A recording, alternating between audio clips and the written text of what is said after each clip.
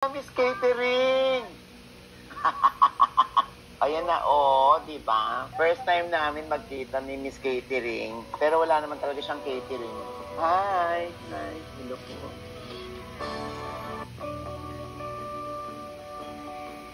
Hello, welcome to my hometown. Yes. Hi! Hello po, magandang hapon po. Ano yung sawaray magandang hapon? Maupay na kulot. Maupay na kulot. Hello Dito po. tayo sa bahay. Hello po. Ayun si nanay. Nay! Kilala mo ko. Kilala mo siya, nay? Ah,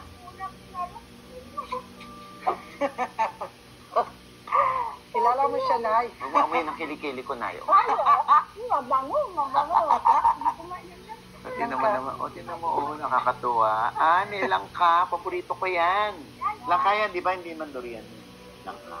As in, meron kayong tanim ng langka. Ni-ready na yan para sa'yo. Kaya pala nauna na ang mga langgam. Oo. Andun yung iba sa labas. Nakatambay. Ito lang pala siya. Ito yung namin, kitchenadal. Ito. Oh, hi. Siya, sino naman? Asawa ko siya. Wow.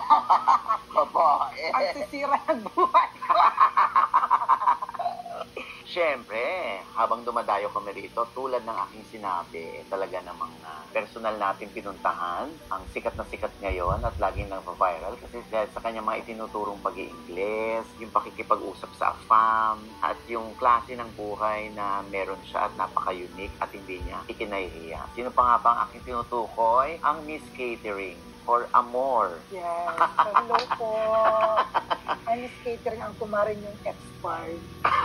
Kumarin yung expired. Bakit ba Miss Catering ang bigla mong tinawag sa sarili mo? Miss Catering kasi nung nag-video ako, nakausap ko yung foreigner, sinabi ko sa kanya na busy ako, I'm catering to my mother because my mother is mild stroke. 2019 yun. Tapos, doon nila akong binansagan Miss Catering. Miss Catering to my mother yung una. Sabi ko parang haba, ginawa ko lang Miss Catering. Doon nag-start yung kasi yung iba na hindi ka kilala, baka iniisip nila meron kang catering business. Wala. Wala nang kinakain. Business pa catering. Siyempre, lumusob kami sa inyong barangay, no? At napakapayak ng inyong pamumuhay, no? So, siyempre, pag nakita nila ito, siyempre, feeling nila kumikita na si Miss Catering. Ano nang naipundar ni Miss Catering habang siya'y nakikilala na?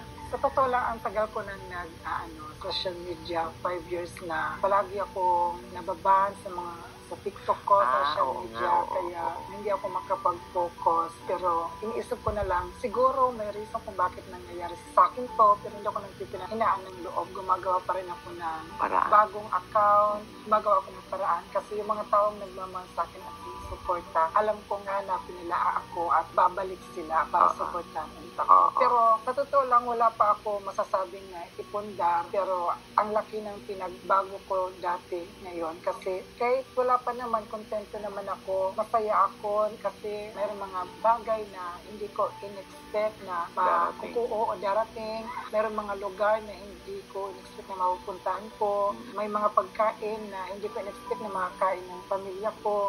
Kung dati, hindi kami nakakain 3 times a day, minsan once a day lang. Nag-aaral ako, pag-uwi ko ng bahay, iinom lang ako ng tubig. Wala pagkain? Wala. Tapos nag-construction pa ako noon, kaya hindi rin ako nakapag-focus mag-aral. Pero kontento lang ako sa buhay ngayon at masaya ako kasama ng pamilya ko. Pero wala pa akong masyadong na iipundar, pero ginagawa ko ang lahat para makapagpundar para sa nanay ko, para matupad yung pangarap ko para sa nanay ko. Bakit ganun?